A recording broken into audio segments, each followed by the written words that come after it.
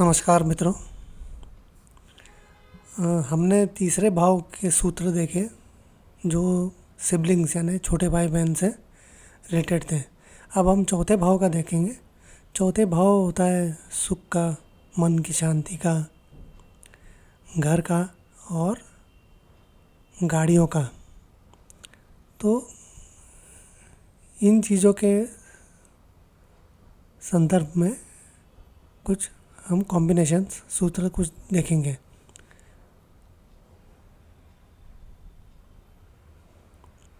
जैसे जातक के पास बहुत गाड़ियाँ रहेंगी, अच्छी गाड़ियाँ रहेंगी।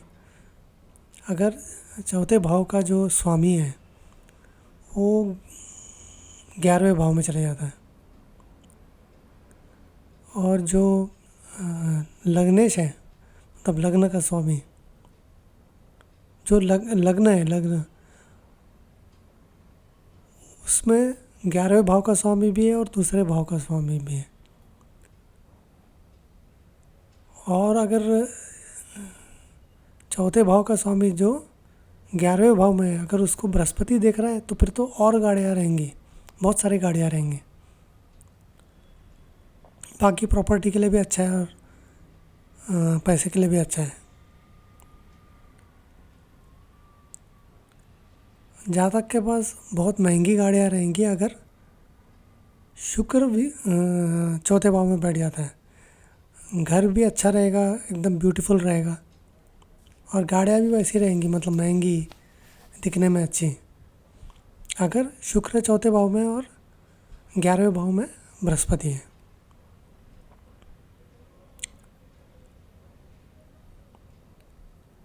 जातक के पास कई चीज़ें रहेंगी, मतलब जैसे पैसा, भरपूर पैसा रहेगा और सुख सुविधा की सब चीज़ें, ज्वेलरी भी, कपड़े, ये सब रहेंगे और गाड़ियाँ सब रहेंगे। अगर 9वें भाव का स्वामी उच्च का है और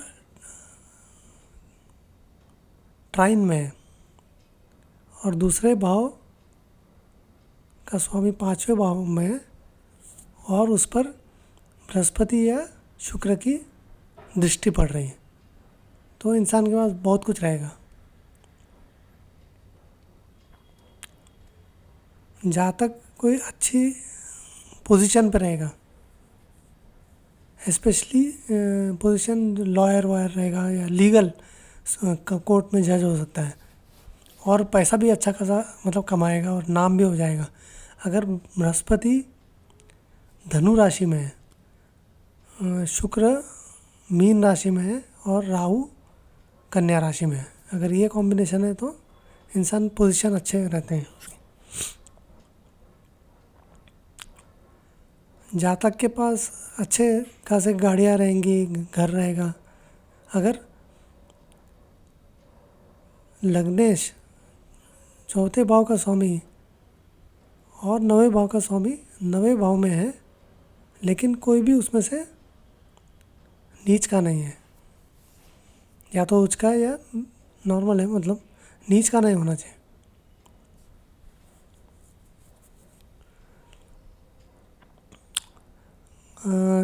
अगर सातवें भाव का स्वामी अगर सेंटर में है, मतलब 1, 4, 7, 10 इन भावों में है, 1, 4 और 10 सातवें भाव का स्वामी अगर 1, 4 और 10 में है, सातवें में नहीं, और उसके साथ बृहस्पति, शुक्र और चंद्रमा और सूर्य, शुक्र, बृहस्पति और चंद्रमा है और सूर्य उच्च का है, तो फिर जातक जो है वो उसकी पोजीशन भी बहुत अच्छी रहेगी। आजू बाजू में सब पहचान वाले, सब फेमस अच्छे अच्छे बड़े लोग हैं होंगे और खुशहाल ज़िंदगी रहेगी, पैसा भी रहेगा, गाड़ियाँ रहेंगी, सब कुछ रहेगा, सुख सुख बहुत ज़्यादा रहेगा। जातक के पास बहुत पैसा रहेगा, अपार धन रहेगा, अगर 4 ग्रह, यानी कि कौन से 4 ग्रह?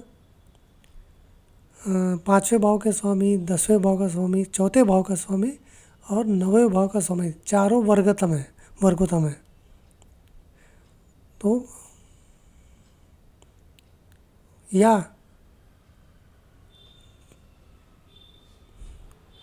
चौथे भाव का स्वामी शुक्र के साथ 10वें भाव में है।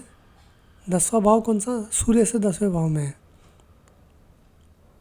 और ये एफ्लिक्टेड नहीं है, मतलब कोई मेलेफिक प्रेजेंस नहीं है, इन्फ्लुएंस नहीं है उसके बाद। अच्छा, वर्गोत्तम का मतलब क्या होता है? जो प्लैनेट D1 चार्ट यानी लग्न चार्ट में जिस राशि में है, अगर वही राशि में वो नवमांश में भी है तो वो वर्गोत्तम हो जाता है, बहुत स्ट्रांग हो जाता है। बृहस्पति अगर 12वें भाव में है, शुक्र अगर चौथे भाव में है, तो जातक के पास बहुत पैसा रहेगा, गाड़ियाँ रहेगी, धन दौलत रहेगा। जातक के पास बहुत पैसा और गाड़ियाँ रहेंगी अगर शुक्र लग्न में बैठा है और बृहस्पति और बुध चौथे या 10वें भाव में है। चौथे भाव में रहेगा या 10वें भाव में रहेगा तो वहाँ से 7वीं दृष्टि पड़ती ही है।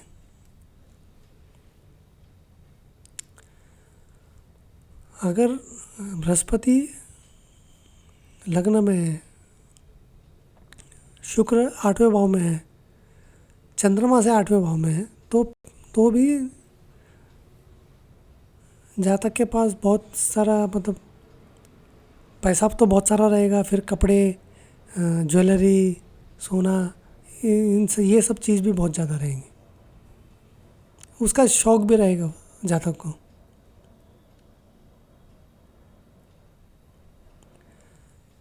अगर बृहस्पति सूर्य और चंद्रमा के साथ है सेंटर में, यानी कि 1 4 7 10 में, या ट्राइन में है, तो भी पैसा बहुत रहेगा और नाम भी बहुत बनेगा।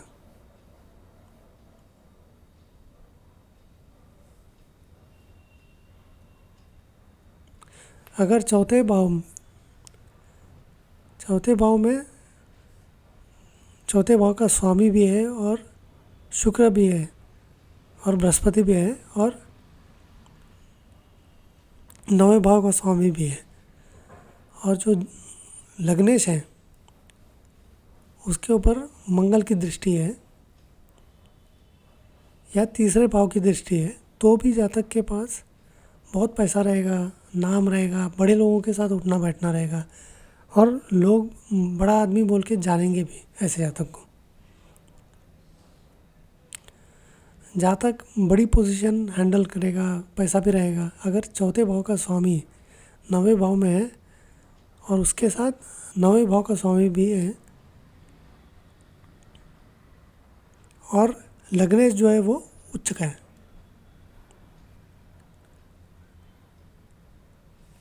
जातक को ऐसी ही पोजीशन मिलेगी अगर बृहस्पति 9वें भाव में है, सूर्य की दृष्टि है और चंद्रमा की दृष्टि भी है, और शुक्र जो है उसका संबंध या तो लग्न के साथ है या लग्नेश के साथ है।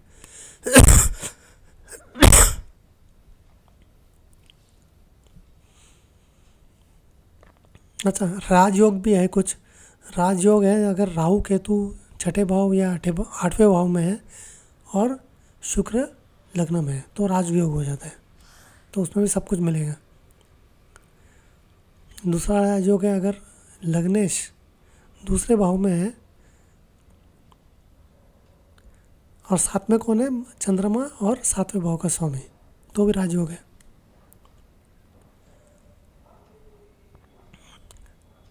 और एक राजयोग है जब 9वें भाव का स्वामी मंगल, शुक्र और सूर्य के साथ है, और ये किधर है? या तो सेंटर में है, मतलब 1 4 7 10 में है, या ट्राइन में है।